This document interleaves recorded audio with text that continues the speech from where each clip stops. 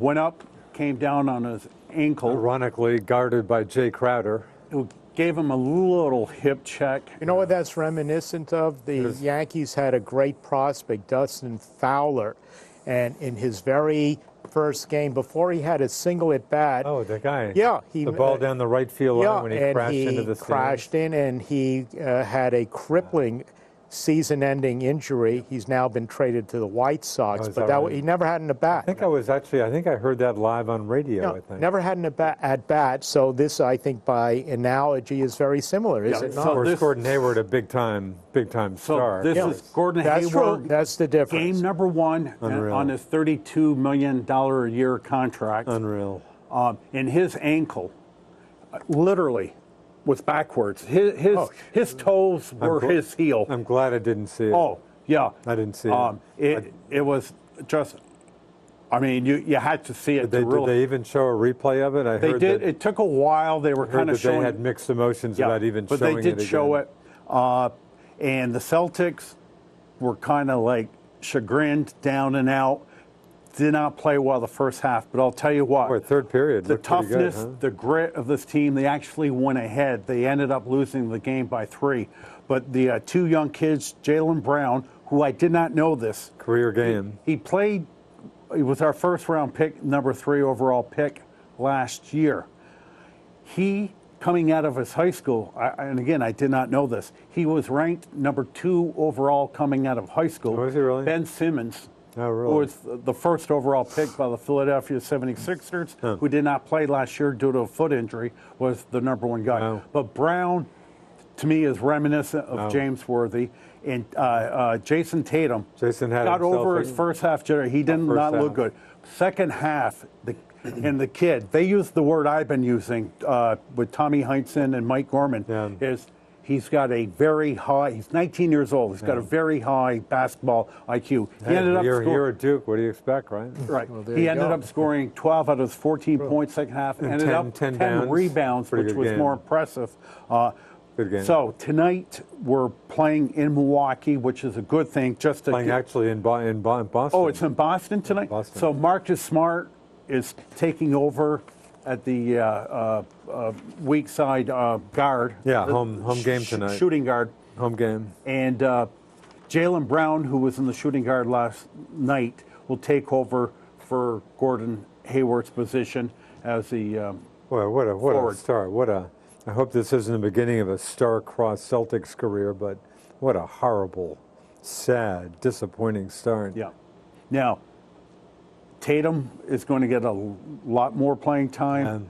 Brown, there are a lot of guys that are going to benefit playing time-wise. And Marcus Morris, who's key, sounds like a key guy. He's a big fellow we got from Detroit in the Avery Bradley trade, will be back with us at some point next week. So it certainly, it would have been worse if Kyrie Irving would have gotten hurt. And I'll tell you what, Kyrie Irving that would have been worse. Looked like the consummate team leader out there last night. I mean, this already, you can tell, is his ball club. And they're just going to have to rely on him with more scoring. And he's certainly capable of doing that. I saw his post-game interview. Not bad. I just wish he'd kind of look at the camera a little more and kind of be a little more assertive. But that's a minor point. Well, during this post-game interview, some of these journalists, Jim, are idiots. So how shocking was this to you? Right, he did throw that question back. Come on, man, are you serious? Yeah. I mean, you're probably a journalist major in college, and you ask stupid questions like that. Well, you know, it happens. So anyway, so the Cavs, I was kind of cruising around, but they had a 3-point lead with a little under 2 minutes left, and the Cavs took over at the end. LeBron making one of his great plays. Did did LeBron and Kyrie, did they give a perfunctory hug, or did I not see Kyrie doing that? Can you repeat that adjective again? Perfunctory. Just going through the motions. Perfunctory. Okay, I must admit, I did not know that. Just going through the motions. They did give a little hug after the game. Yeah. So I think it sounded like he got booed. Kyrie got booed pretty well by the crowd. They did, but after that injury, they kind of toned it down. Yeah. But again, I think this is a really good thing that they're playing the Bucks tonight, and hopefully win this game and get some confidence. But needless to say, when you lose a player of the caliber of Gordon Hayward, it hurts. First several minutes, though, unreal. And whether they were contenders to make it to the NBA championship, I'm not really sure, because we know what Holford can do, we know what Hayward can do, we know what Kyrie can do. Yeah. It's what Jason Tatum and Jaylen Brown. And I hate to put any undue pressure on a 19-year-old kid. However, yeah, no, he seems like a very mature. I mean, everybody says he's a pretty mature, well-spoken guy too. Yeah. Yep. So, well, Jim, I didn't mean to steal some of your thunder, but the New York Yankees in the seventh inning. Eighth inning. Eighth inning now? Oh, I'm sorry. I don't know what's right. Yeah, tell me about it. They're up 4-0. Oh, wow. In Houston? Don't tell my Red Sox fans. I'll be honest. I'd be lying if I said I wasn't kind of getting into the Yanks. This is a very likable team. Yeah. Talk about a team that's infinitely more likable than my Red Sox with the David Price issue. Mm-hmm. And at the end of the end of the year, if they're a better team, the Yanks clearly look like a better team to me. But hey, kudos to the surprise. They're up 4-0. Is that what I'm thinking? Yeah, they were last half of the seventh inning. They were behind 4-0 Mr. last Tanaka's night. pitched out of his mind. Tanaka great game. pitching tonight. Yep. Yeah. Pitched a great game. The thing of it is that all the pundits felt that the Yankees were at least 1 year away. Sure. And they were wrong. I'm surprised. Of course, I haven't watched any, except there was one Fox 44 game in the afternoon, but the rest are on so you haven't FS1. You don't get if you're on Dish Network, how do you get FS1? I'm on via Comcast, so you can watch yourself on this show, James. Comcast is the evil empire. I will not go there. But no, the Yanks are, well, again, home team that goes back to Houston, obviously, for Game 6 2 days hence. But again, looked like the Yanks were in pretty good shape. And Jimmy, I was one of those pundits when they were down 2-0. Yeah. Oh, nice season. You did a little bit better than I expected. Well, they Congrats. lose 2 games, 2-1. And again, gravy. I mean, this is all gravy. Again, as you said, most people had them a year or two away from being a serious absolutely. Isn't it Their farm system is still one of the top 5 in baseball. Mr. Judge. Yeah. Now, Judge, I think, is such a great all-around person. Looks like a really good kid. He strikes out a lot, but man, he does strike out a lot, but he's had a hell of a year. He is such a nice person. He is a nice person. And if they have to have a new face of the game of baseball, he's not a bad face. He got an RBI double, scored a run and a walk tonight. Yeah. But he's such a gentleman. Yeah. But he's a 5-skill player. He plays defense superbly well. It doesn't hurt that he's 6'7" and No. He runs well, and but his attitude is very encouraging indeed. Yeah. And the irony of these playoffs, the Final Four, the top 4 populated cities in the country. Unreal. Number 1, New York. Number 2, Los Angeles. Number 3, Chicago. Number 4, Houston. I guess Houston is probably maybe an easy 4 these right, days. Philadelphia is number 5. Yeah. So the top 4 populated these area. games. And unreal. I'm rooting for the Yanks. Again, they're a likable team this year. Yeah. And LA's up 3-0 in their series. I still would have liked to see Yankees against the Cubs, but it doesn't look likely at this point. That's going to happen. But Dodgers have been playing very well. I can assure you, the networks are just like, oh my gosh, LA, New York. They want. Exactly. Of course. Exactly. And I don't think we should dismiss. Houston does get to go home now. Oh, sure. They've been great at home. They're down a game. I mean, I'm hardly conceding defeat on Houston. Yeah, I don't think you should. Game situation. Somebody has to be down. Someone has to win 2 games. Right. That's it. Yeah. So neither of these teams can do it. Yeah. So, Now, I haven't watched much at all. However, my interest may be repeat now because I've watched a fair amount. I've been into it. I've watched a fair amount. Yeah. And again, the Dodgers will try to sweep the Cubbies tonight. I think it's a 9-0-1 start. I'm sure nobody would dare turn away from us in an hour. Not this time. Anyway. Around. So turning over the Red Sox, and I'll let you get into the David Price scenario. But I think the Red Sox have themselves in an extremely good situation. The supposed 3 finalists, I like every single one of them. They each bring a lot to the table.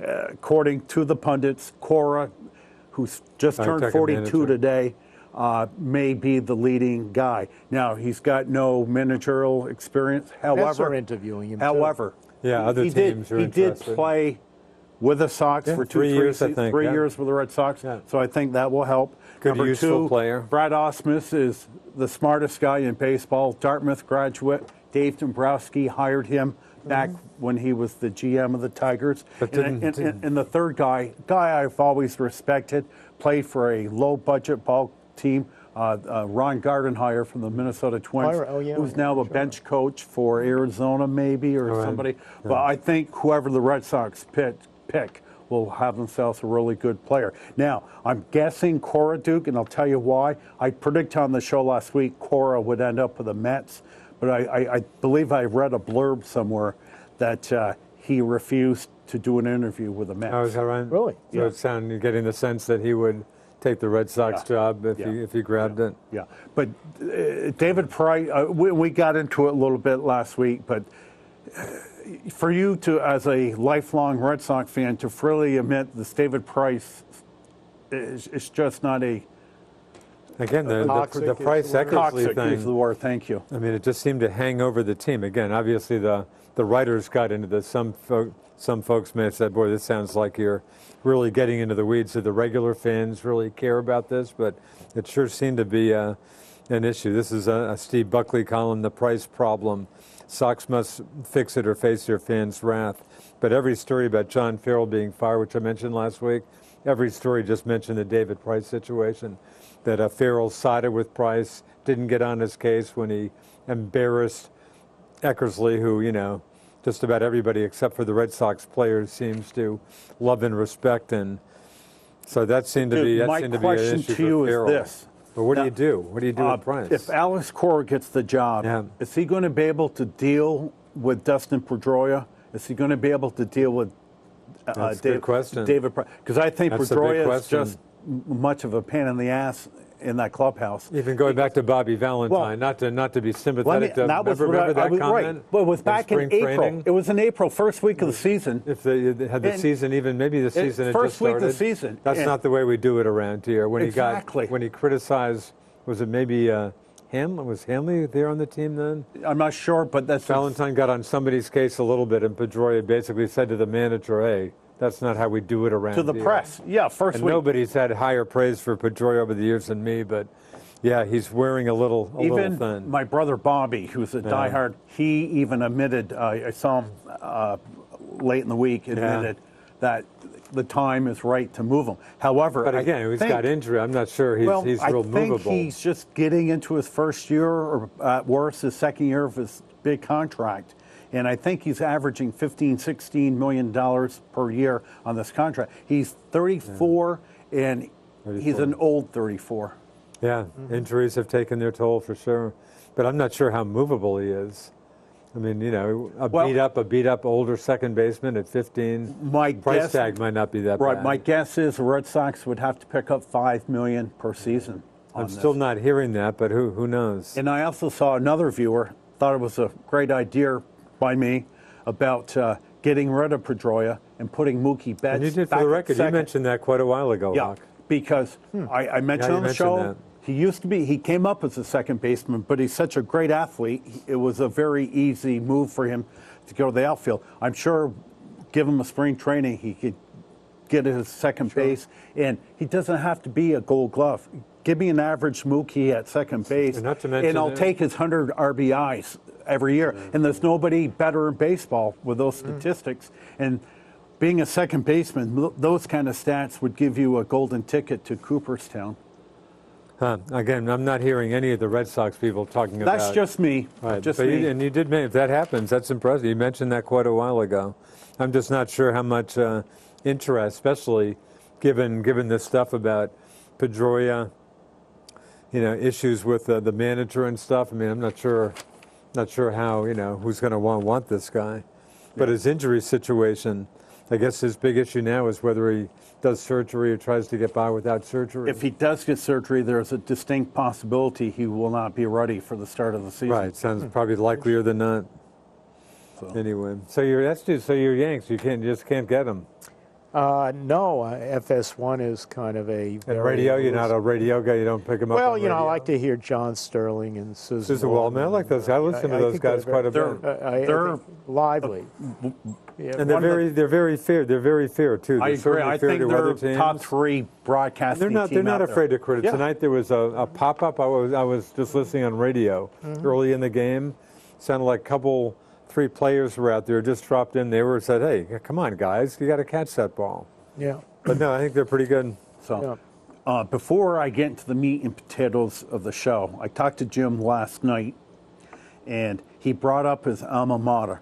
Oh, yeah. Oh, right, talk Columbia. And I had no clue, and I don't really follow college football, and that's all Jim wanted to talk about. Much less Ivy League football. Right. So, Columbia, where Jim toiled back in the 60s, I presume.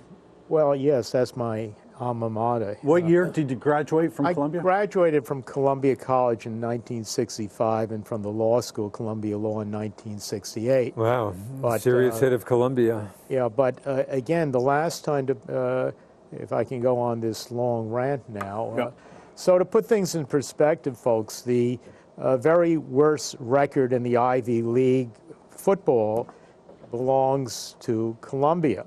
In fact, That's in all time. All time. Wow. In the last 54 years, Columbia College has had 3 winning seasons. Could you repeat that, please? In the last 54 years, Columbia has had 3 winning seasons. Wow. The last one being in 1996, where, among others, Marcellus Wiley was on that team. Yep.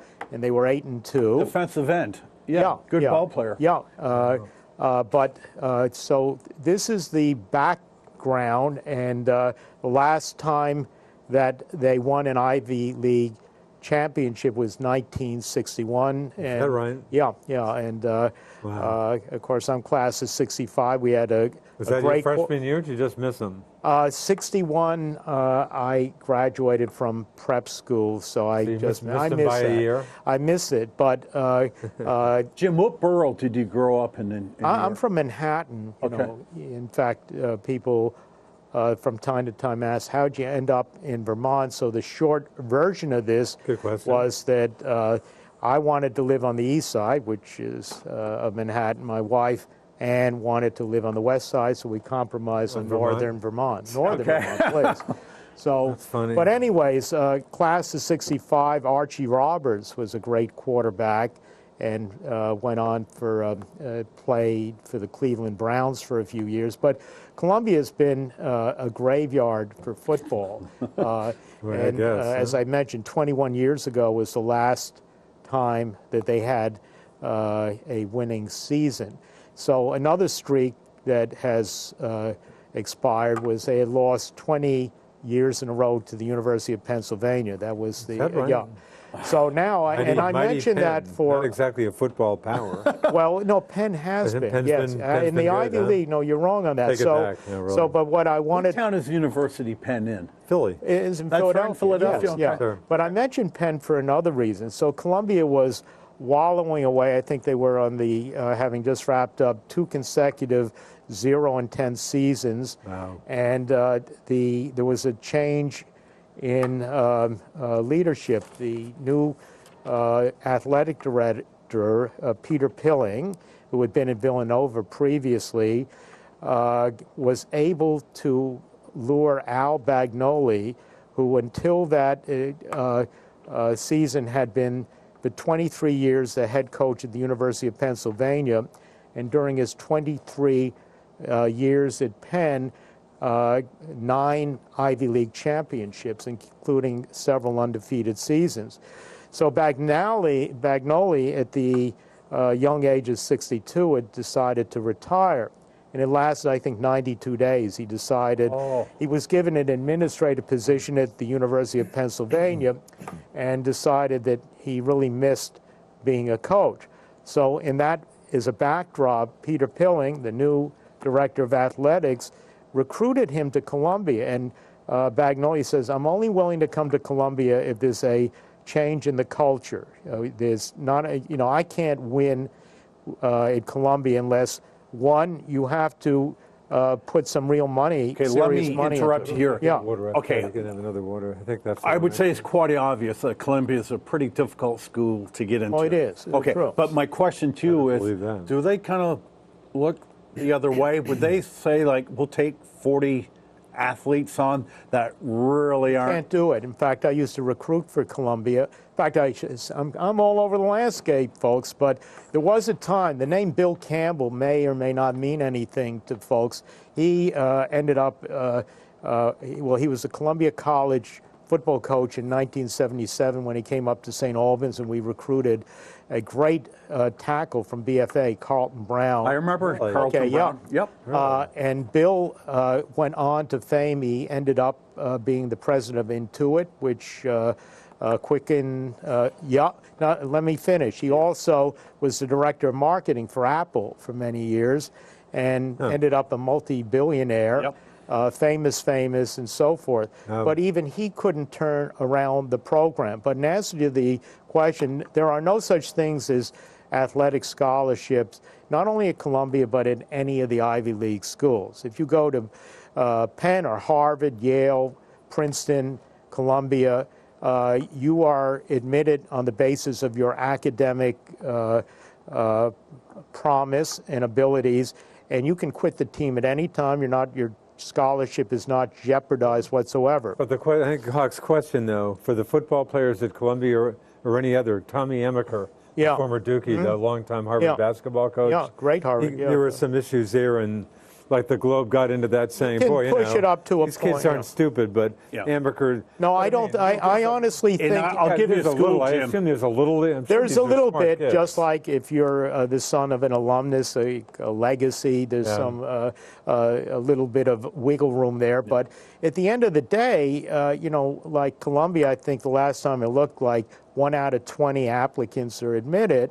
I think it's the most difficult admission is Harvard. But after Harvard, I think Columbia is in second place. Now, I've got a friend, Jim, that 2 of his kids went to Bowdoin, which might be the most difficult school in the country to get into. Excellent school. It is. Tough school to get into. And I asked him, how do you get these 4.2 GPA guys out of high school that are also great athletes? He says, well, they give them a little leeway in the athletic program. Well, there is some. Yeah, but I gotta think there's some. But from my experience, so the football team might be given, say, 10 or 15, but that doesn't mean you can come in with 500s on your college boards. And, I'm sure so maybe kids instead of being a valedictorian of your class, you're in the top 20% of your class. You have to be distinguished academically. But anyhow, getting back to the story, so Bagnoli insisted, one, you're going to have to spend some serious money. I want to have assistant coaches who are good. Now, that means in New York City in particular,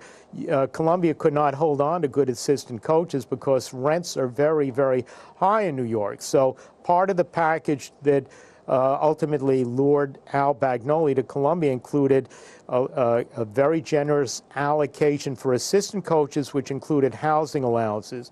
It also meant that Columbia was committed to have an indoor facility, as many, if not all, of the other Ivy League facilities do. $10 million was raised to make that all happen, and Bagnoli came in. Now, the first year he was there, this is his 3rd year. Okay. The first year, they won 1 game.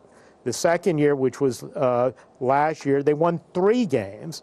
This year, I am proud to report that Columbia is 5-0. They're undefeated, and they have beaten 2 Ivy League powers or preseason favorites, Princeton and Penn. Penn, they broke the 20-year streak. Now, the recruiting is just a marvel. I think the last 2 recruiting classes of Bagnoli have been among the top 20 in the United States in this category. It's not going to compete with Duke or Alabama because those are in a different level of the NCAA. But in the level which Columbia is competing, say, with Lafayette or Duke or Harvard, not Duke, Harvard and the other Ivies, Columbia has had the best Ivy League classes. And they have now a group of, one of the guys they recruited is probably one of the 4 or 5 best kickers in the United States, a kid by the name of Orrin Milstein from Georgia, and the University of Georgia was hot after him, and he chose Columbia. He has Seattle's place kickers out of Middlebury. He's yet to miss an extra he's point. on Baltimore now. Yeah. Oh, is that right? Yeah. Sorry, Baltimore. They have 3 sophomore wide receivers who are just unbelievable. A guy, Josh Wainwright, and another guy, Ron Smith, and they're just unbelievable. They could have gone to any school they wanted to. There's another kid, Linyard Rose, whose father played in the NBA, who's a running back who's of great promise.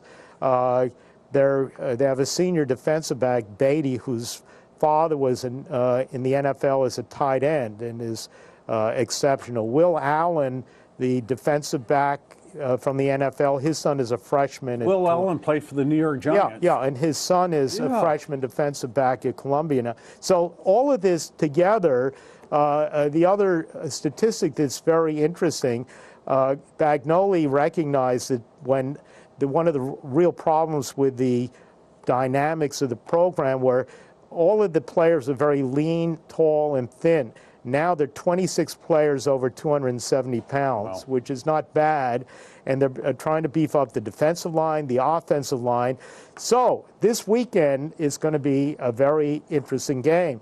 Dartmouth is undefeated. It's 5-0. Buddy Tevens, the Big Green. The Big Green is undefeated, and Columbia is Buddy undefeated. Tevens, the head coach at Dartmouth? I'm not sure. Familiar, but I think he was at Dartmouth and did a great job there. Went to Stanford for a number of years and got fired and went back to Dartmouth. Columbia is going to Dartmouth, and I intend to be there. Good. And generally, what happens in the fourth quarter up to this year, Columbia typically would be losing, say, 40-15 or whatever, and the Columbia band would be chanting, "You may be losing, but we get to leave."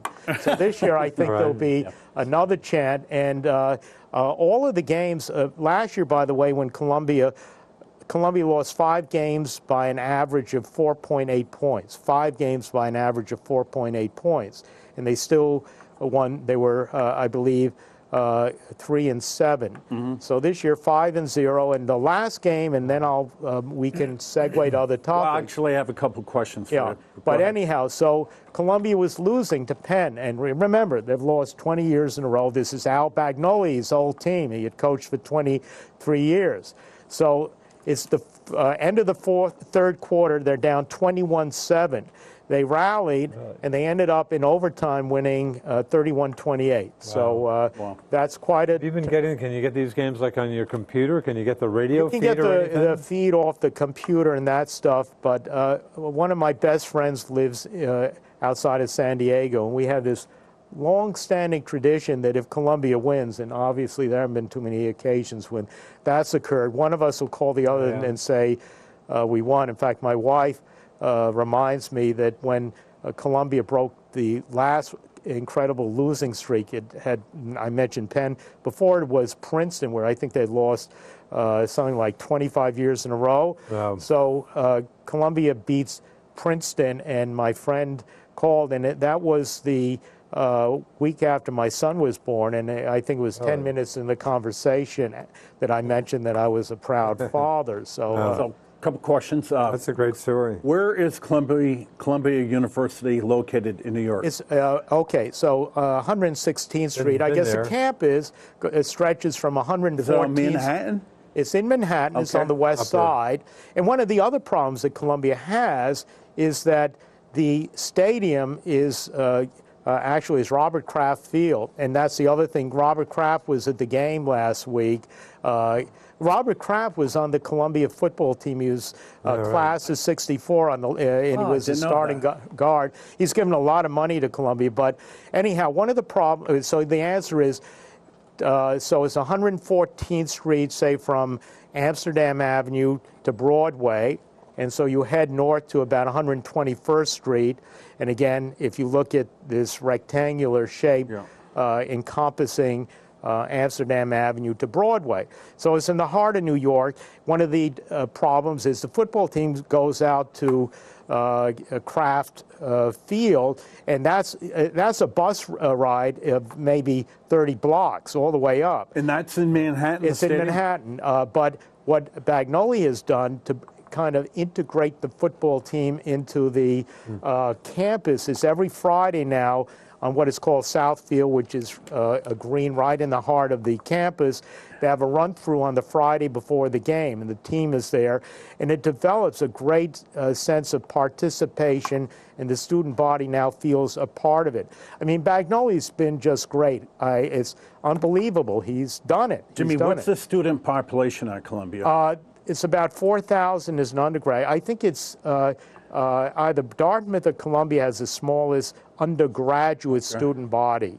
And when I was there, it was like 700 in a class. In the football stadium, or what's the seating capacity? 17,000. Okay. Wow. They had 13 over. They had almost 14,000 last week, which is incredible. Wow. So, that's a great story.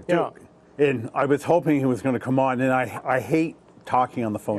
So roar, lion, roar, and hopefully we're going to do it on. So I asked him. I go, geez, where your lion comes from. Right. Oh, yeah, the lion. That was my point. Yeah. I said, Jimmy, what's Columbia's nickname? He goes, you kidding? It's the Columbia Lions. Because we haven't been working at the radio station for about 30 years now. Been a while. But back in the day, Jim did advertising there. Sure. And what was the end of the commercial? There'd always be this lion roaring. Right, and we would use, when we produced the commercial, we would take a lion roaring. So what was your motto again?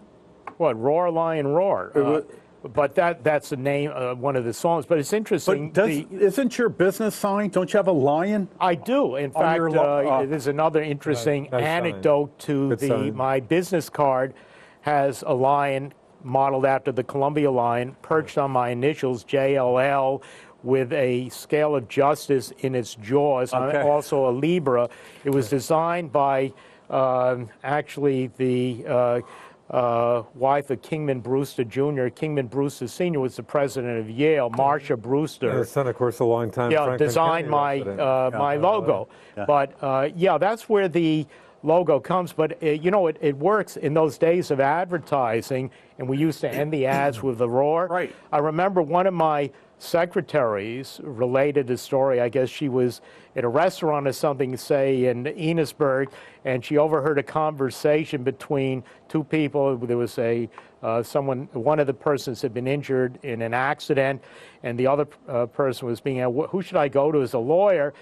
And the fellow says, well, you should go to that lion guy, the one that's always roaring. And so I guess it did work in a certain...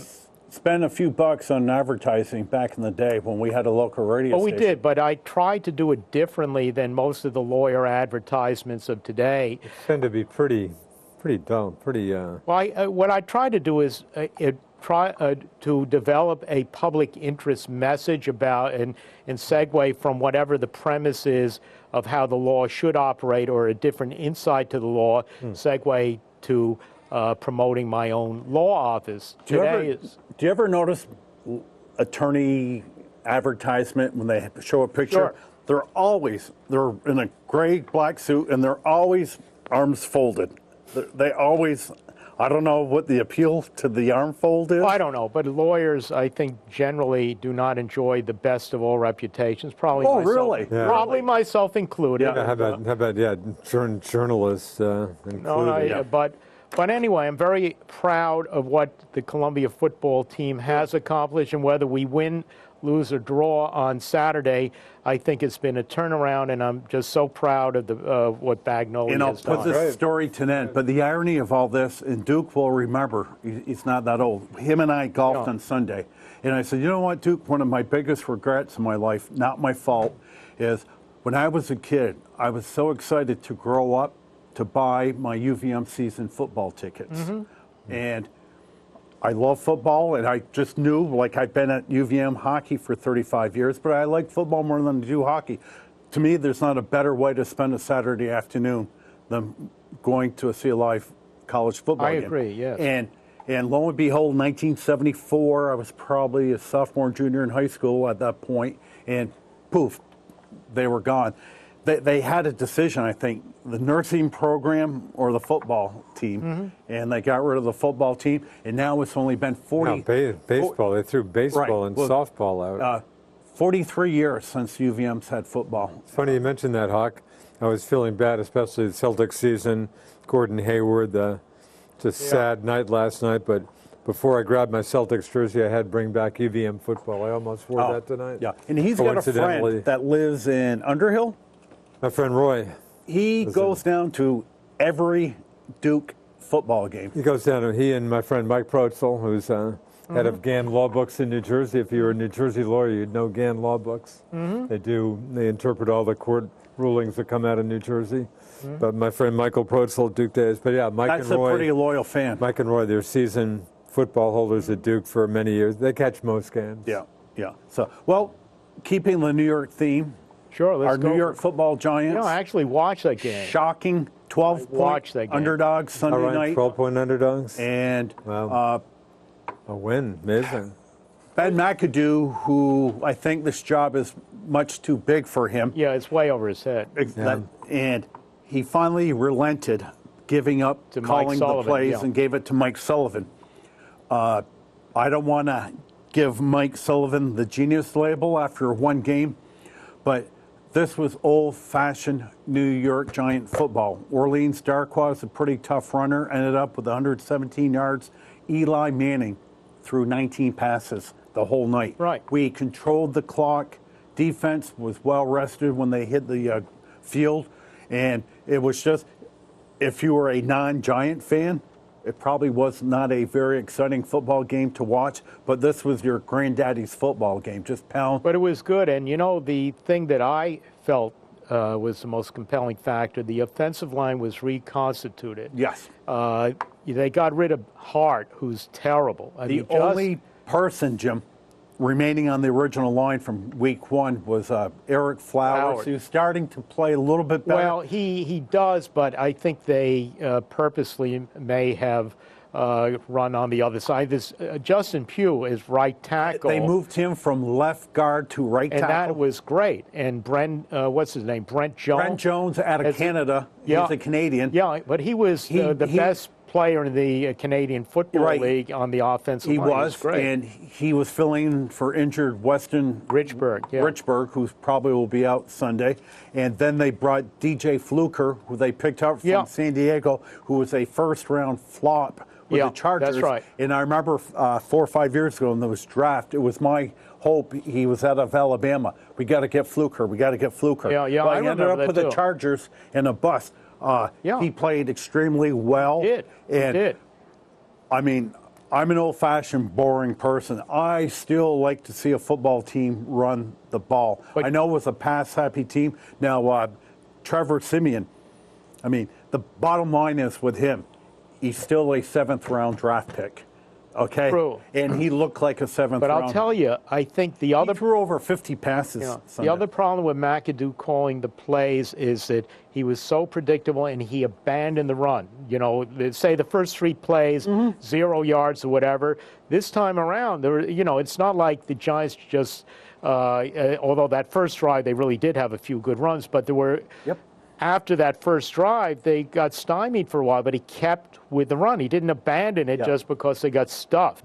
And McAdoo would just get right off. You try 3 runs, not working, let's go open up the passing game. You can't do it. And I think the culture of McAdoo coming from Green Bay when he had a young Aaron Rodgers and he was the offensive coordinator there was, I got Aaron Rodgers, let's see, pass, pass, pass. Pass, pass, pass. Name me a great Green Bay runner in the last 20 years. There hasn't been any.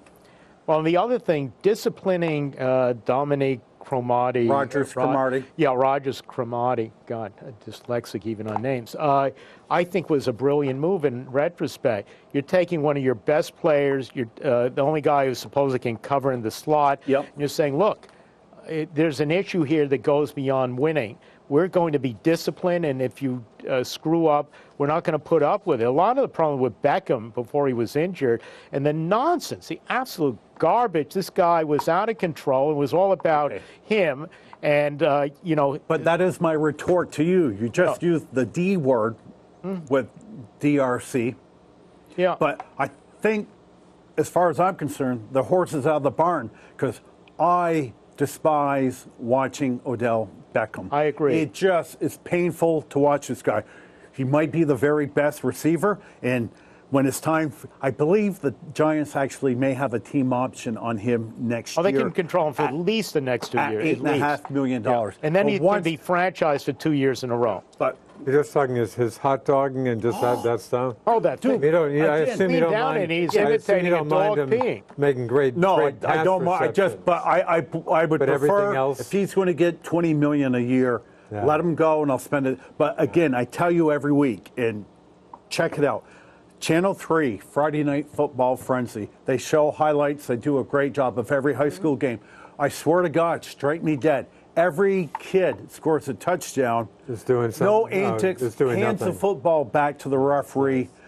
These kids are 16, 17, and they act so mature. And now in the NFL this year is letting them get away. And no, I think he's a terrible influence on the whole team, and I agree. I just, he scores some incredible plays. He's I don't think he's necessarily the best, but he's certainly among the top 5 or so. He's up there with Julio Jones and Antonio Brown. But these other guys are not disruptive the way he is. No. So you got to, that subtracts. I'm sorry. But there's something in the water, Jim, because it's.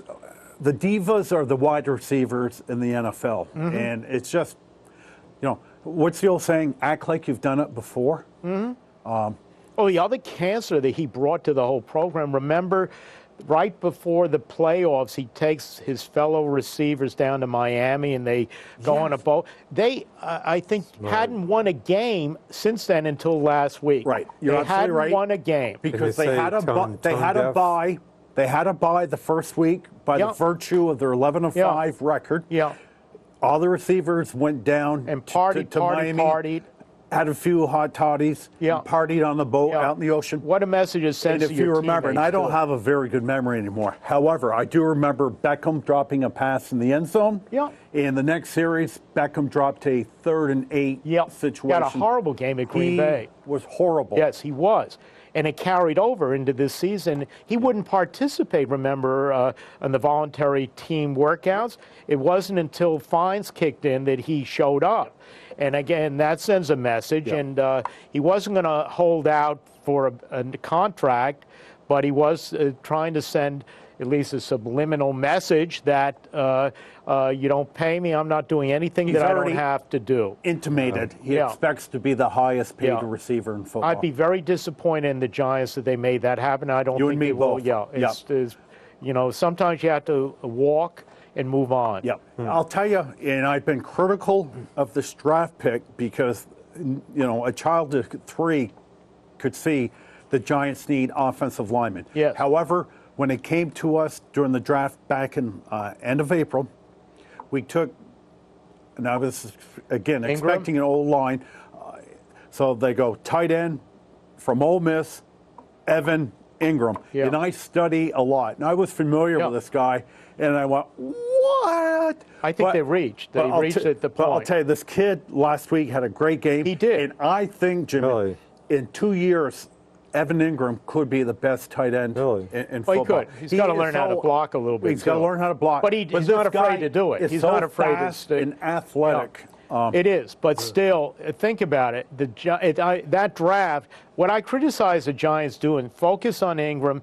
They could have traded down and picked up a pick and still got him. I mean, they don't understand. There are other dynamics. It's perception, and go for the guy. But you could have got it. You don't have to waste that high. The guy I was expecting was picked two picks earlier. The Denver Broncos. He was starting. Bowles?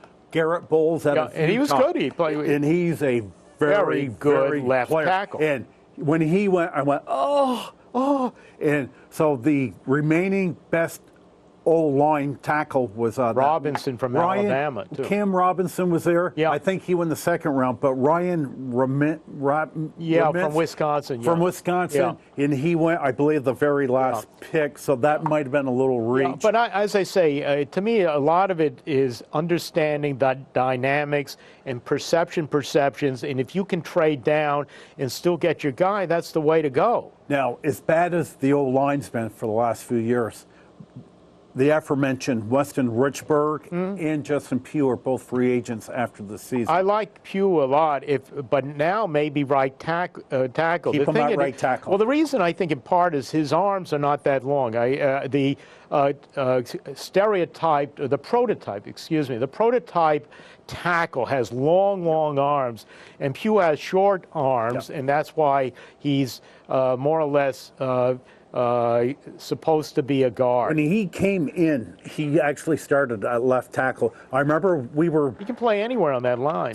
we were drafting late 20s, and his stock went up the last couple of weeks. Yeah. And he played for Syracuse. And when they picked him, I go, it seemed like a reach then. It right. did. I thought, I know this guy. But I'll tell you the reach. Only you and I will remember this. Jay Bromley, remember, third round? God, I do. And I believe he also played for Syracuse. You know what kills me about this draft, too? So the Giants move up. We haven't forgotten you, buddy. That's okay. The Giants, on the 6th round, move up and forfeit their 7th round pick to select this guy, Biscottini or whatever, this tackle. Adam Biscottini. From Pitt, and they cut him. He's on the practice So they lost squad. a 7th round pick to move up. I mean, what are you sniffing when you make a selection like that? Yeah, and of course we drafted a quarterback out of Cal. Webb Davis. Webb Davis. Who may be good. And he was the backup quarterback his junior year for Jared Goff, who was the #1 pick. And the reason he transferred from, I think, Texas A&M because, what was his name, the guy that Kansas City selected, Pat Mahone. Beat him out. And so he transferred to Cal and started after Goff left. Now, before the Giants win, now they currently stand 3rd overall pick if the draft is held right now. But it won't be. Because Cleveland is just horrid. I'd be shocked if Cleveland wins the football game this year. We'll see. And the 49ers have not won. They've been somewhat competitive.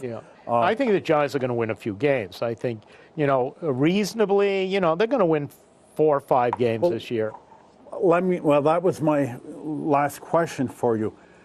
I think Jerry Reese, their general manager, is on extreme thin ice. And I think if Jerry Reese goes, Ben McAdoo has to go. That wouldn't be a bad thing because necessarily. To me, the GM has to bring his own boy in. He should. I think Reese, the last few drafts have been pretty good by and large. But look at the drafts from, say, 2011 to 2014. Yep. And I think there was there are only 1 or 2 players from that era who signed beyond their rookie contracts. Compare that with all the other teams like the Pittsburghs, the New England Patriots. How do you build a team that way? You can't. So I would like to see Reese go. I think, and certainly he's done much better recently.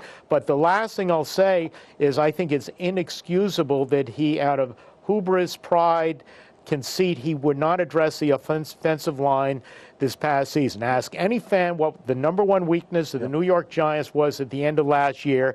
Everyone said it was the offensive line, and he didn't do a thing. And I take offense, pun intended, when people get on Eli Manning. I watch every down. He is on his heels constantly. He doesn't have time. He can't set up. Right. So Aaron Rodgers would look off. Just want to let you know, we don't need you. Just grab your paycheck, and we'll see you next week.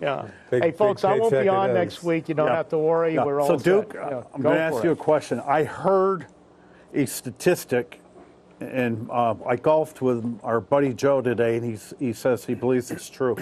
The New England Patriots last week gave up their 6th 300-yard plus. 6 straight. 6 straight, which set an NFL record. Oh, is that right? Yeah. I hadn't heard it was an NFL record, but I just was reading. 6 straight. Say that again, please. 6 all straight games 300. This year, the Pats 4-2. Lucky to be 4-2. They've given up over 300 yards passing each game. They should have lost to the Jets. I mean, the Jets were robbed. They were robbed. Glad I've got they you. Were robbed. Just what I want to get into now. Yeah. I'm going to read you the ref's explanation, and I'm glad we have a lawyer here. It's convoluted.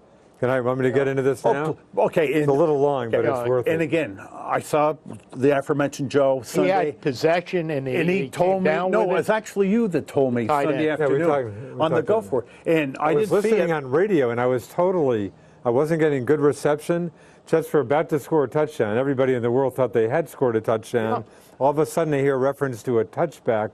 I had no clue what happened. Yeah, so go ahead. Okay, this Jim, was should we let him talk? Yeah, absolutely. Yeah, okay, let him talk. Sucked all the air out of the room. Austin Severian Jenkins. Yeah, and I'm and not again, gonna... you were watching at the time? I was not at the time. Okay. I watched the first quarter. I was pleased with it, and then I had other things I needed. I saw nothing. I heard a little on radio. Listen on radio. Anyway, the guy catches a passer deep in Pat's territory, catches a pass and goes in seemingly for a touchdown, kind of hits a pylon, but I guess the ball was passed, so just about everybody thought it was a pylon. One of those who didn't was one of the Pats' defenders, Malcolm Butler, had a pretty good game.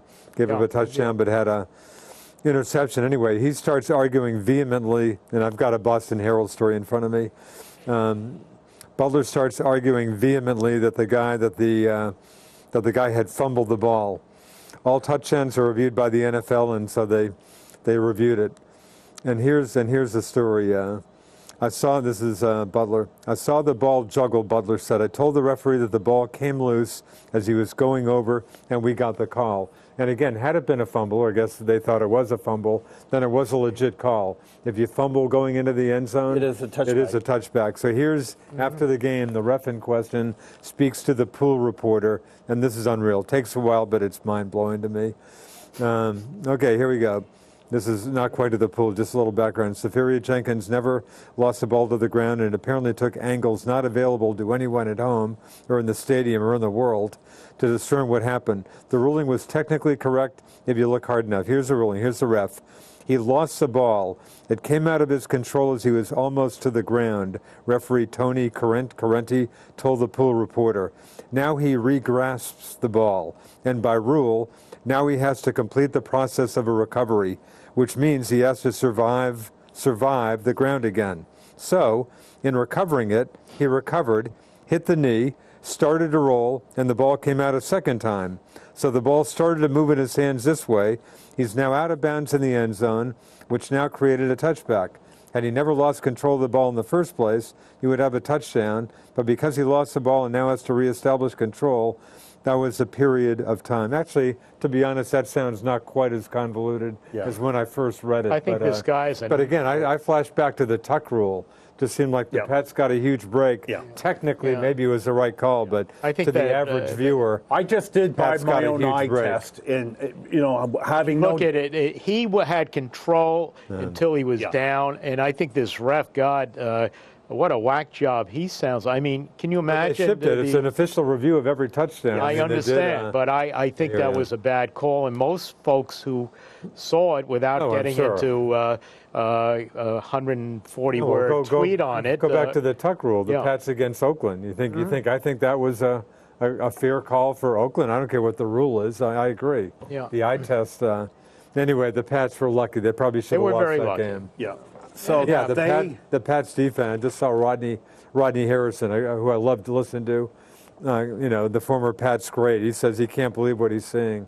Tony Dungy too. 6 games into the season, we know Bill Belichick how together this guy is. What's the story with this team? But they're in first place. Now, lucky for you, and the weather Sunday's supposed to be nice. Night game, that's nice. The Pats play at 8:30 Sunday night. They're favored. They're at Foxborough against Atlanta, 3.5.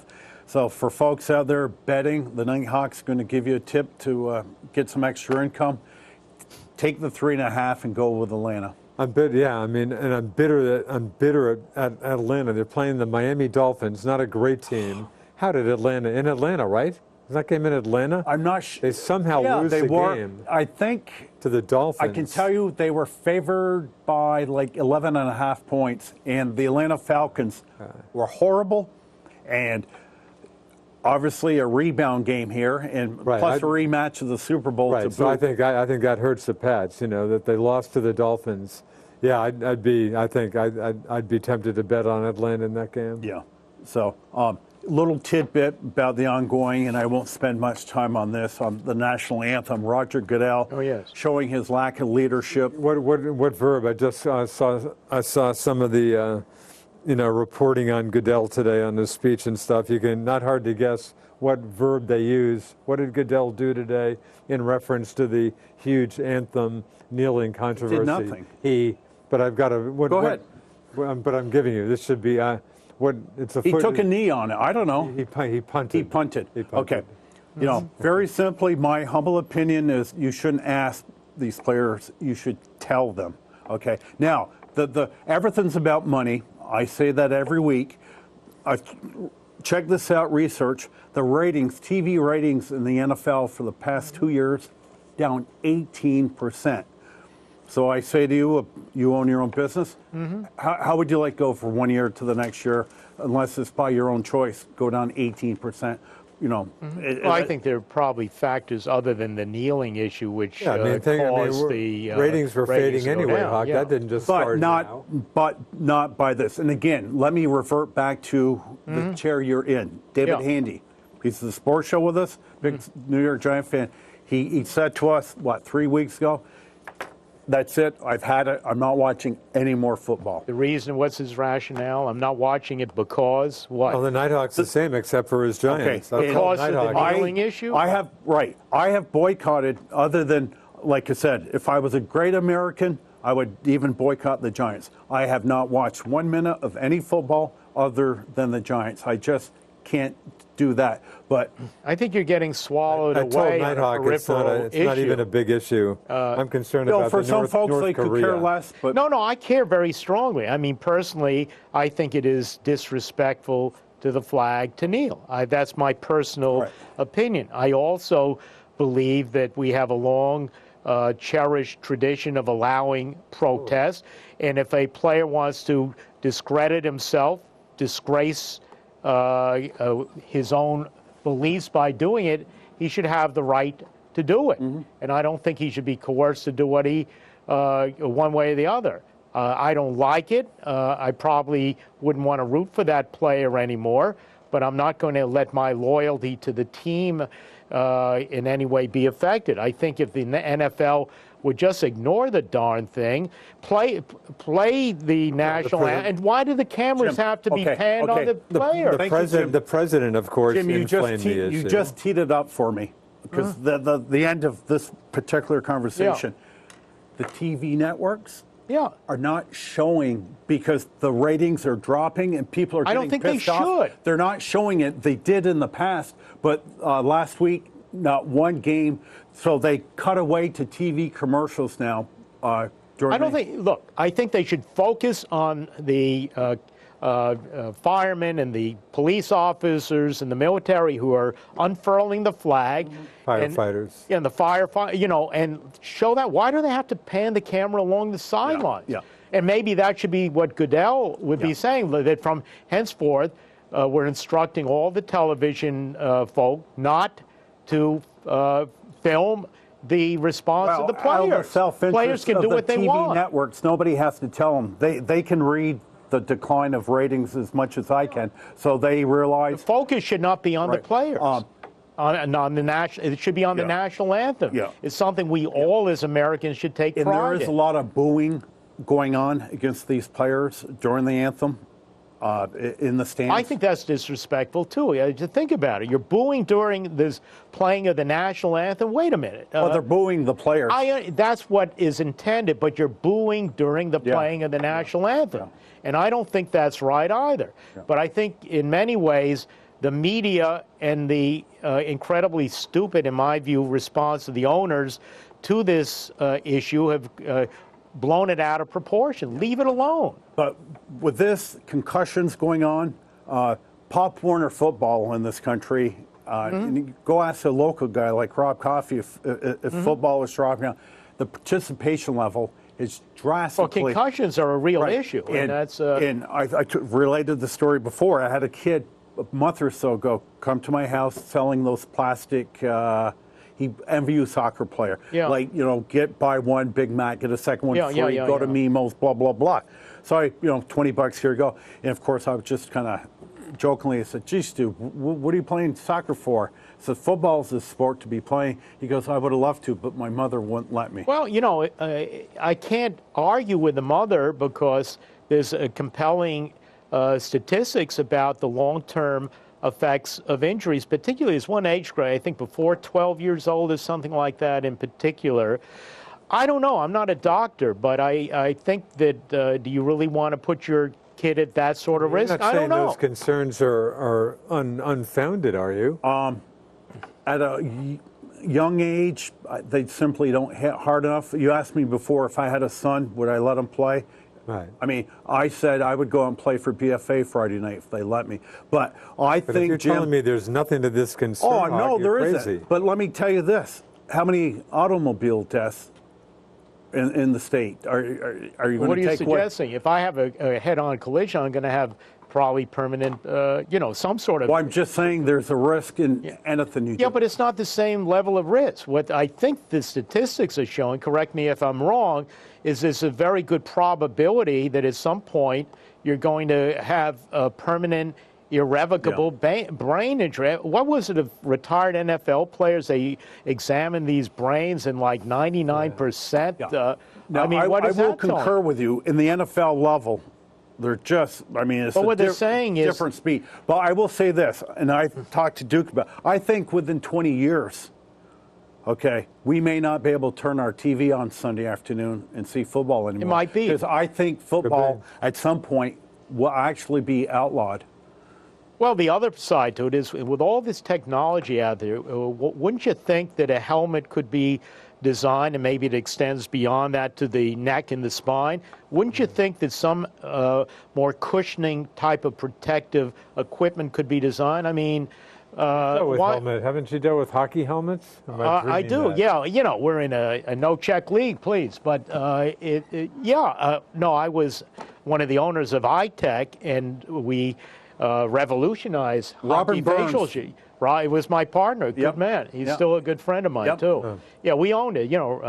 Robin Burns and I started in 1983, and we became the preeminent facial protection in hockey, iTech. Really? Yes, but there it was, facial injuries and so forth.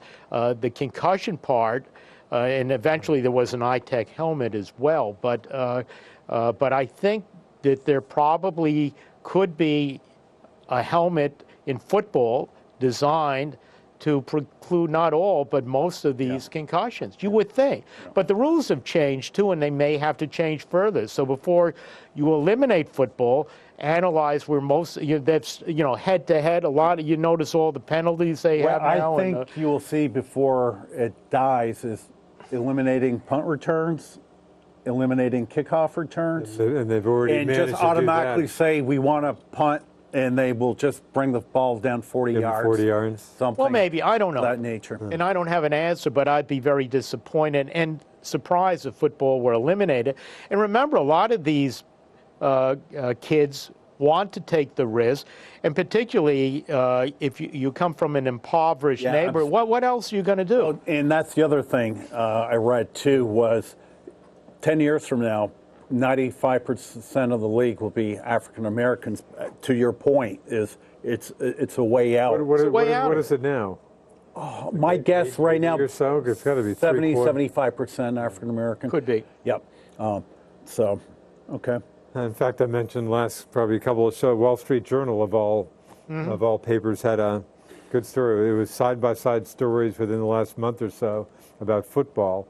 One dateline, Rutland, Vermont. The other dateline, Mobile, Alabama. You can imagine how different, just saying Vermont, fewer kids, programs going under, schools getting together, and of course, Mississippi and Alabama, like 20% of the kids, can't wait to start playing high school football. Of course. I mean, what else are you going to do? But just suggesting that high school football in Vermont, at least, may be going. I think it has shelf life. Look no further than the St. Albans High School, BFA. 29 a very kids successful on the program. Start the season, 29 people on the varsity. And a lot of schools in the state gym don't have enough bodies to even fill the JV team anymore, which is, in my opinion, a risk factor by not really learning the game at the JV level.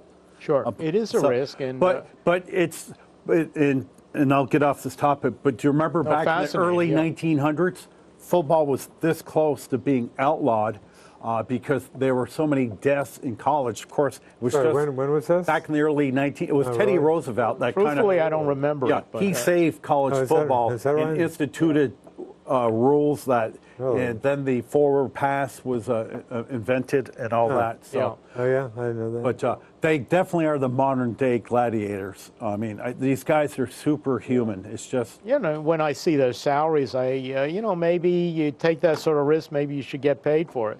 The alternative being the owners get it, so we'll see. Owners sounds like the owners, the TV money is just so incredible. just And I'll tell you, news today, Andrew Luck more than likely is out for the season. Oh, is he? Really? His shoulder never recovered. Oh, Jacoby Brissett, what a gift. He got traded from the Pats. Yeah. Wow. And I'm not even sure, how's that receiver doing for you? Is he doing isn't he a I don't think he's Dookie done or much. the one that I can't Brissett's NC State, ACC but guy. the receiver you received. not a Dookie, I don't think. I can't even remember his name, who you got. Dorsey. Dorsett. Or Dorsett? Okay. No, I think he's done very little. Yeah. I think he's been injured in part. But Jacoby obviously isn't going to supplant Andrew Luck. He'll be healthy next year. But they also got a draft pick. The Pats did. Oh, they did? I think they got a second round or Jacoby something like that. can showcase himself and Maybe. get a starting job next year for someone else where Indianapolis could garner Because I think I mentioned last week, in retrospect, the Pats, who could have gotten, some good picks with Mr. Garoppolo. I wonder, in retrospect, they should have kept Jacoby and let Brady do his thing for however many more years he could Problem do with it. the Patriots and the sports adage, never fall in love with a player. Well, they fell in love with Jimmy Garoppolo. And, who knows? Maybe it'll See that me. good? I mean, maybe, honestly. Gee, he's who played knows? all of a couple games, but he's looked good. They obviously think so. Okay. What happened last year is Brady was going through a suspension, and Garoppolo was going to play the first 4 games of the year. What was it, the second game? He got hurt. After a great first game, playing a great second game, he got hurt before the second half, I think, in the second game. Then Brissett came in and played a couple games. Well, look at Osweiler, how great he, remember when Peyton Manning was injured, and Osweiler, they thought he was the franchise.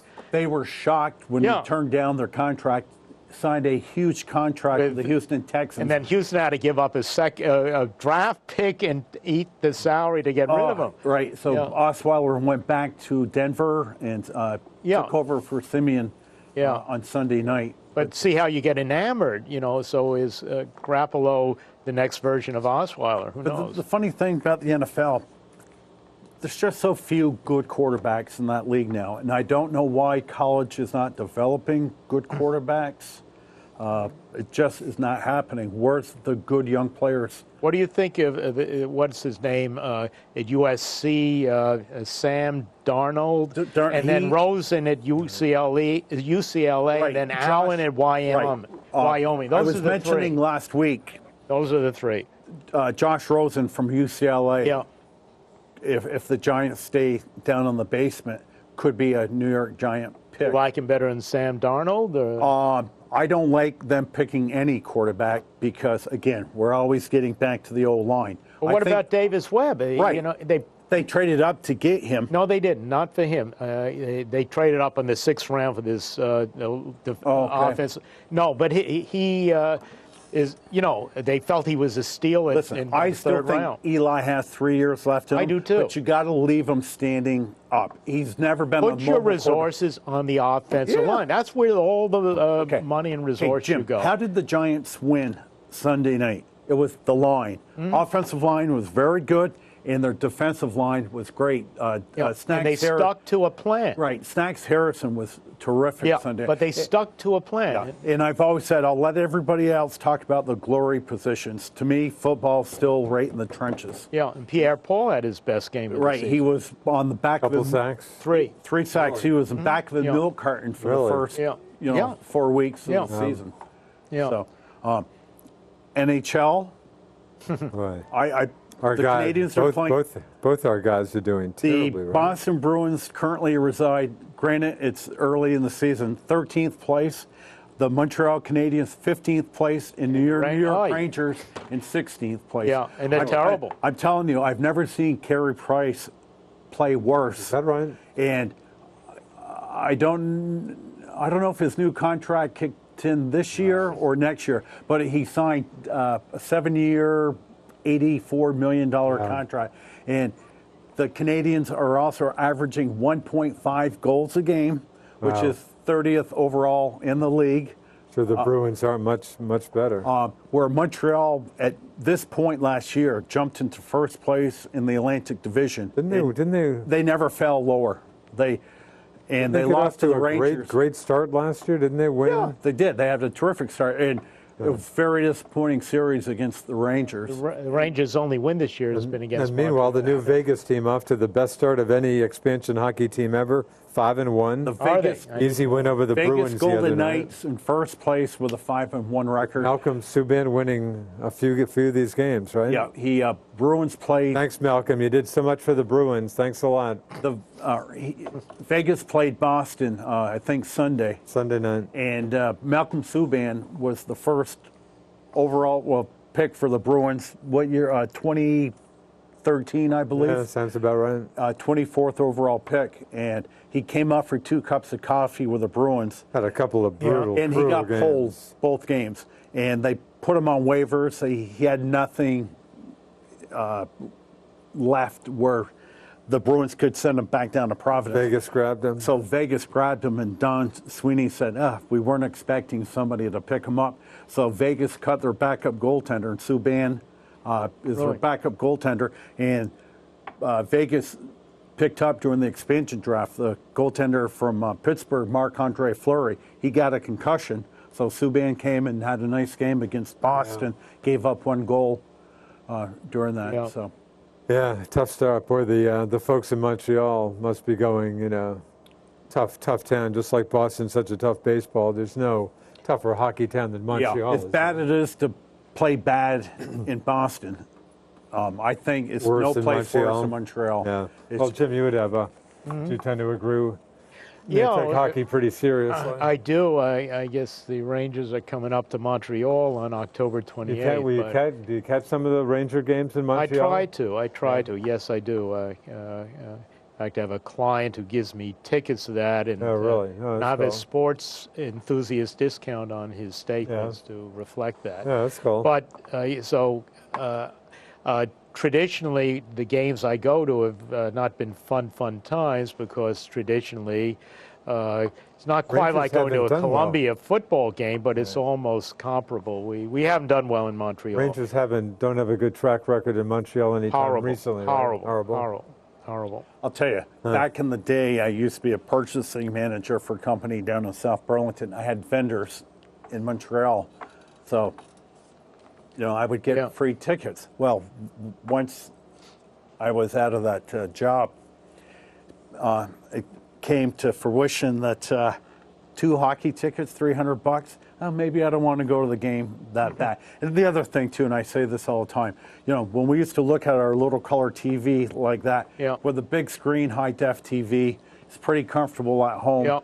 Drinking a beer that might cost you 75 cents versus paying $12 for a beer. Parking your vehicle for $40. Well, I miss the old Montreal Forum, and I have to state that in the 1980s, I had a very close friend. He was a lawyer, is a lawyer up in Montreal, and he had season tickets right next to the visiting team's bench.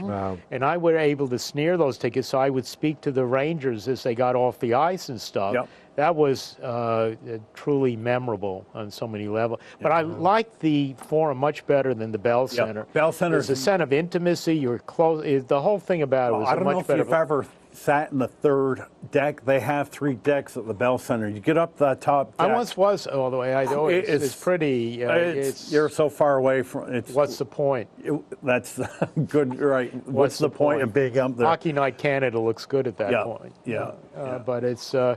But we'll see. We'll see. It's all gentrified. It's a different world out there, but we'll see. So when I get home tonight, I've got the Celts and Bucks recording, and the Canadians and. I want to know how the Yankees did tonight. I would rest ashore with a bullpen that they hope, unless they put Betances. Yankees should have been in very good shape. So their next game, I would presume, was Friday. Day off tomorrow. Friday night and Saturday, or Friday and Saturday if necessary. That may be a DVR situation. In the National League Series, of course, Game 4 tonight. If the Cubbies hang in, Game 5 tomorrow night, then an off day, and the next two back in LA, or the 6 and 7 if necessary back in LA. I've got to admit, I'm all Cubbed out after all that. Are you? Cub talk last year and blah, blah, blah. Yeah, I'm okay with the Dodgers. I mean, they're having a very good team. Yeah. Again, if it goes Game 7 of the World Series, James, we get into November. Yeah. And I like playing baseball in November, right? And Duke, as you know, I've been screaming ever since you've known me about baseball not having a salary cap. The way it's going, who's going to be in the World Series? The two teams with the highest payroll in all of baseball. So are they? Well, if the Yankees make it, they're at this point not the highest payroll team. No, anymore. the Dodgers are. Oh, the Dodgers are. Yeah, Dodgers. So who's in second place, highest payroll? I think the Yankees. You're wrong. They're certainly not far behind. I think the Red Sox are ahead of them. Nope, Red Sox stayed below the luxury tax. Because the Yankees are trying desperately. This year they're going to get under that threshold. Next season I think they will, but I still think the Yankees too, and I meant right. But they're very cognizant of where they sit, and they have said we do want to get underneath. Yes, so the penalty kills contract is coming off. Yeah, Sabathia, who's Sabathia. They Sabathia. He's having an incredible. He had a good year. Out of it. They're talking about maybe re-signing him. But not a good year. His postseason, the guy's been untouchable. He's been great. Yeah, but he's earning around 22 million a year. Come on. He had a good season. Chump change compared to what my man David Price gets. Yeah, well, I mean, how much is Price earning? 31 million. 31 million. Really? Oh, God. Another 5 years. Oh, ouch. Ouch. Yeah. But money is not even the issue. The issue with him is the other stuff. And the thing is, too, when he played for the Tampa Bay Rays, that about 16,000 people show up to the games. We never heard one bad thing ever said about David Price. Just a good, efficient pitcher. No one showed up to talk about it. There was no publicity. Tampa historically has one of the lowest payrolls in baseball. They would get a lot of mileage for what they had. Well, he got traded to Toronto, right, and pitched for a couple months up there, then signed that huge contract. But this David Price is a guy I was not familiar with. Yeah. Well, he's the Red Sox Jacoby Ellsbury. This is more from the Buckley problem, the Price problem in the Herald. And reporters and Price pitched some good relief ball when the Red Sox were still hanging around. So in an effort to see, gee, David, maybe, can you maybe get back with the fans and get this stuff behind you? Reporter, David, what does it mean to you to be able to perform like that in a game of this importance and to have the fans clearly show their appreciation in you? Answer, it feels good to put up zeros in the playoffs. No mention of the fans. Yeah. Reporter tries again. Somebody else took a stab at it. Reporter, were you feeling the love from the fans? Price, yeah, that was a good performance. All about me. I'll give you Buckley's last line. This guy who's a longtime beat writer in Boston, he's very good. His last line in this column, if the Red Sox don't address these problems now, i.e. the David Price problems, you'll be seeing crowds of 18,000 at Fenway in 3 or 4 years. That sounds preposterous to me, but Buck's a good writer. That's an interesting comment. I see Steve Buckley a lot at Comcast Sports or NBC Sports now. That's an interesting comment. He's just as good on camera as he is as a writer. Yeah, he's good. But that's pretty interesting. That's I mean, I find that hard to believe, but I'll remember that if it happens. Yeah. So, hey, golf now, we should mention our man Keegan Bradley. Keegan had his best payday in a long time. Came in second in the CIMB Classic in Malaysia. Again, it's the start of the wraparound golf season. Pat Perez, an easy win at like 24 under. But Keegan came in second and took home a paycheck of about $760,000. Okay. Yeah. And that was my next topic. Tigers back in the news. And Tiger. Yeah, Tigers we beat all on set. them for the last 8-10 years or so. But I sure have. I'm hoping. Question is, will he take a stab at it? Well, he has no restrictions now. Has he said? What do we hear from Tiger? Anything? Hearing is he said the same. He put out a video of his golf swing. Yeah. So, Jim, I'll ask you this question: if you've been injured for the last number of years and you're finally healthy, What would you do in order to become a better player now? A better player now? Depends what sport we're talking about. Golf. Play. Golf. How about go out and play? Go out and play. Get in the tournaments and okay. work your way back to... Oh, small steps. And Right, exactly. Work at it. But my guess is he's going to pick and choose what he wants to play. Of course, he doesn't need the money, but I feel like he's right back at square one. He needs to get back in. And this might be good. We talk about the wraparound season, you know, a lot of times not big names. Golf used to be, I think, a calendar year season. The season, as far as I'm concerned, when I really pay attention, is January.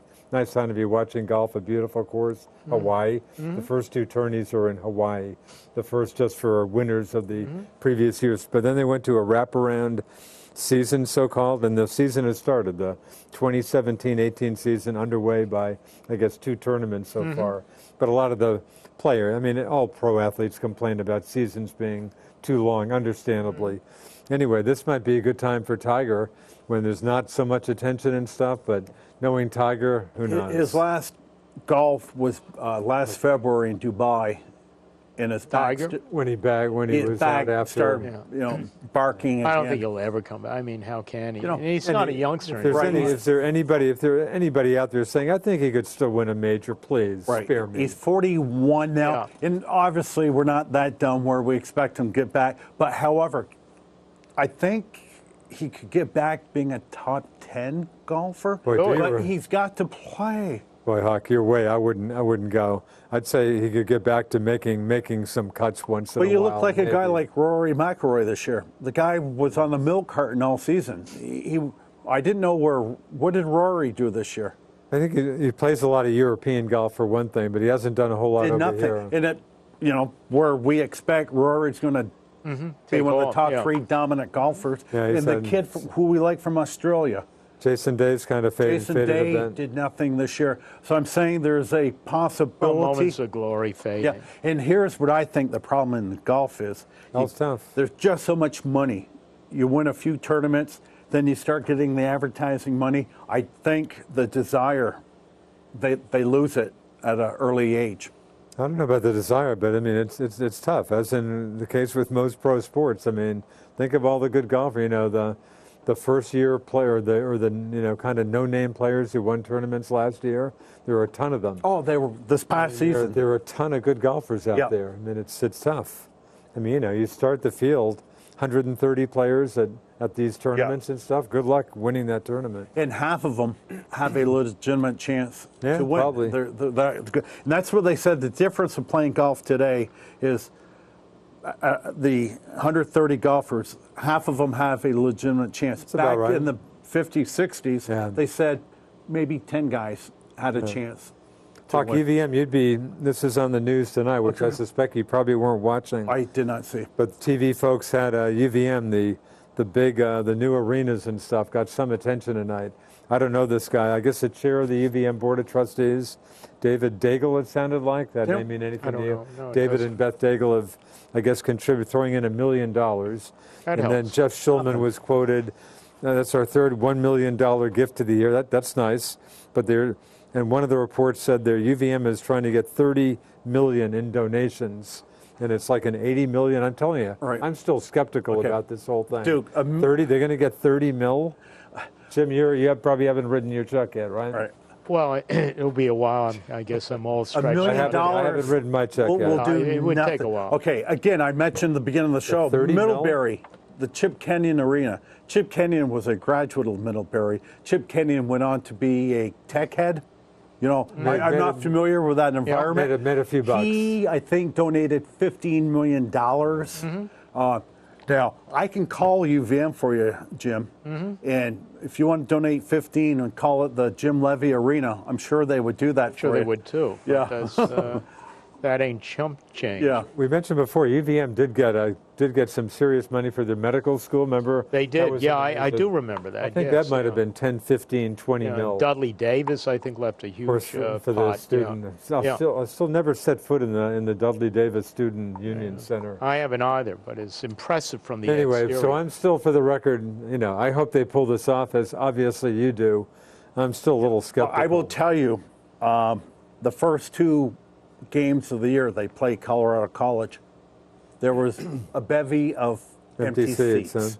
Because I remember going late in the season with Duke, and it was a good team like a BC or something. And he goes, "Geez, Hawk, I just assumed this will be packed tonight." I said, "Duke, no. The last couple of years I've noticed." And to what do you attribute that? You may agree with me as much as you like to argue with me, is kids aren't playing sports as much as they used to when we were kids. If you're not playing ice hockey or even street hockey, you don't have interest in the game. Where I sit, okay, I'm 59 and a half later this month, Duke. I'm probably nice the to youngest. Be so young, Hawk. I'm nice like the youngest guy. Just a kid with a dream. Yeah. It's UVM High is a very, very old crowd. It's not a third of noisy as it used to be back in the day. And a lot of college, and it's not like that college kids are going in droves to these games. No. The student section, not, or at least when I'm there a couple times a year, not a lot of kids. Really? No. Okay. I haven't been to a UVM hockey game in a while. I like to go occasionally to the basketball. Well, let me tell you something, Jim. When I got my season tickets like 35 years ago, there was about a 20-year wait list. Yeah, I remember that. Yeah. Now, what occurred was they got a sizable donation from an elderly gentleman, and they put on the new edition, the back end, and they did other things, put a fancy, it's not fancy anymore, but it was back then, scoreboard, and it opened up a lot of new seats. So they called me, and I got my season ticket maybe at age, mid-20s. Now, if Jim Levy went home and said, "Ann, I want to be a season ticket holder at UVM," all you have to do is call the ticket office tomorrow, Jim, and you've got a pair. It's that easy. If you want individual game tickets. I'll just tell you one anecdote along the same lines. Yeah. So in the early 1980s, before I became involved with Robin Burns and iTech, we thought we would have a AHL franchise, and we were thinking of doing something in Burlington. I remember that. So I went around, I did my due diligence, and the most successful franchise was the Red Wings franchise. Down Glen Falls. Yes. And in speaking, I forget his name, the general manager, part of my due diligence, said one of the things you should do, never build an arena too big. You always want a waiting list. Yes. A mistake would be, it's much better to have, say, a 3,500 seat arena than a 5,000 seat arena. Yeah. And that way, there's always a waiting list. The biggest mistake you could ever make would be, because then, familiarity breeds contempt. So that's. I remember there was talk of getting AHL, which I think back in the 80s. Well, we came close. We had meetings with Bernie Sanders even, and the killer there was Bernie basically indicated that the merchants of downtown Burlington would have to be in favor of some type of tax to offset the cost of building an arena. Yeah, we got never happened. 40 seconds. Is that right? But there was some serious. Yeah, there was, but we never. I'll tell you quickly. Martin St. Louis originally started with the Calgary Flames.